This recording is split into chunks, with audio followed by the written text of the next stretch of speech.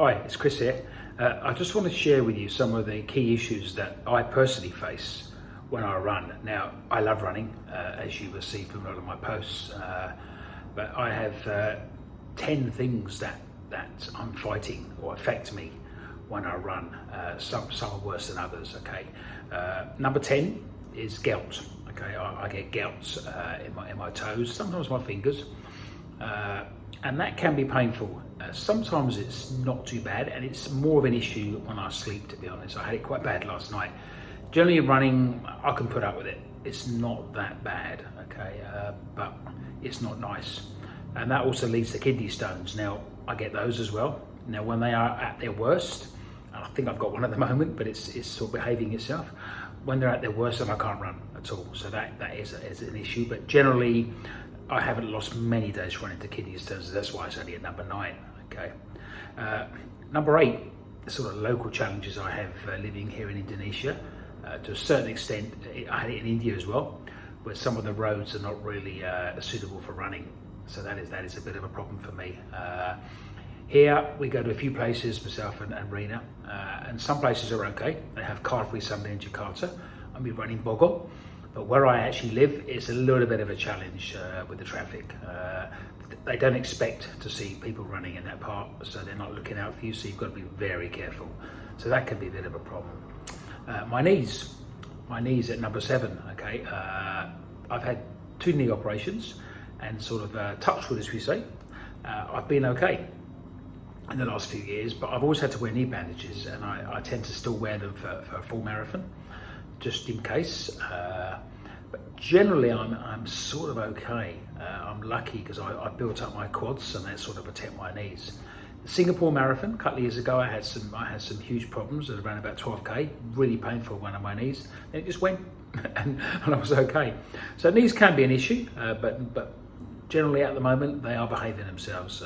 But let's just hope that it stays like that. Number 6 is the tropical heat. So I moved to Dubai 10 years ago, almost to the day.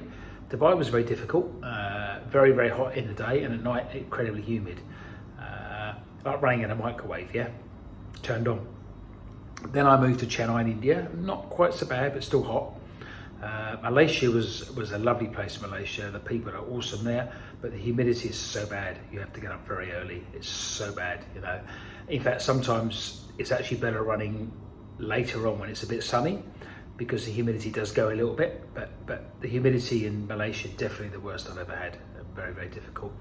Currently living in Jakarta, different parts of, near Jakarta, different parts of Indonesia are okay.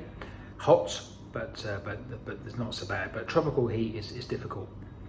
And depression. So I've had depression for probably longer than I probably know, but certainly I've known about it for the last 8 years, I think, but I've probably had it longer.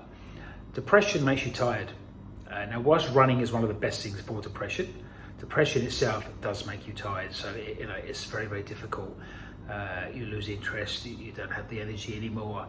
But going out running is one of the greatest medications you can take, and that leads to anxiety. Anxiety is a bit worse, because even though I've done many marathons, more than I can remember now actually, many half marathons, many races, many training runs, I always have issues and doubts that I'm going to finish, always, and I'm more nervous in races than people who are doing their first one.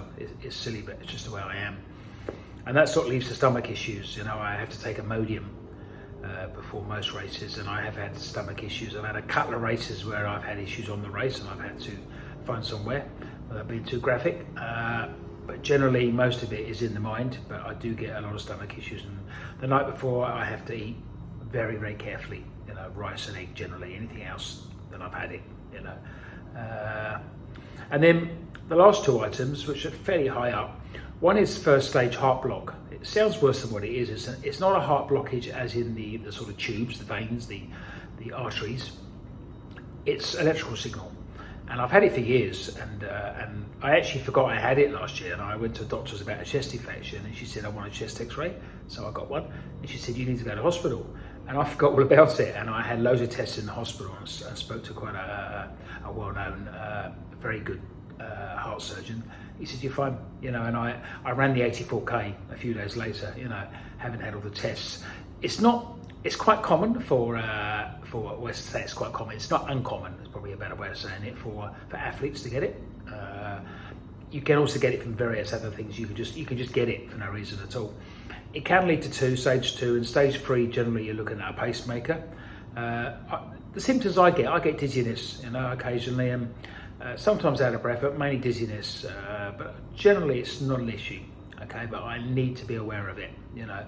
Having a low heart rate, which I have got, it's not always a good thing with this as well. But I'm okay. But I have to be very careful. But it is a concern. But it's all right. The worst thing is sciatic. I've had a back operation, but the last 3 years my sciatic pain has got really bad. Sometimes it's very bad. At the moment, I'm sort of managing it. I'm doing loads of stretches and the various stuff.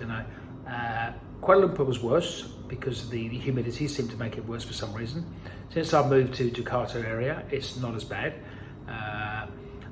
Depends on the mattress I sleep. If I sleep on the good bed, then it's a lot better. If I sleep on the main bed we have, then I suffer. So I need to change my mattress.